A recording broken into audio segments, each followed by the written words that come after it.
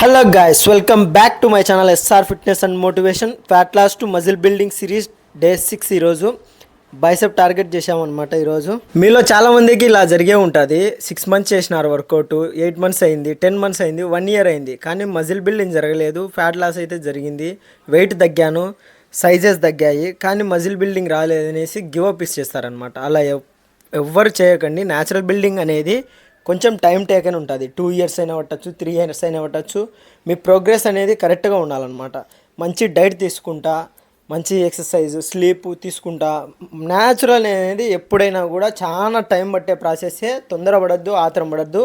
ఆత్రం పడితే ఖచ్చితంగా అడ్డదావలు పట్టే మార్గాలు అనేవి నీ దగ్గరనే తిరుగుతూ ఉంటాయన్నమాట. కాబట్టి నువ్వు న్యాచురల్గా రెడీగా టైం పడుతుంది, కానీ ఓపిక్గా ఉండు. నీకు అనేది విజయం ఖచ్చితంగా దొరుకుతుంది.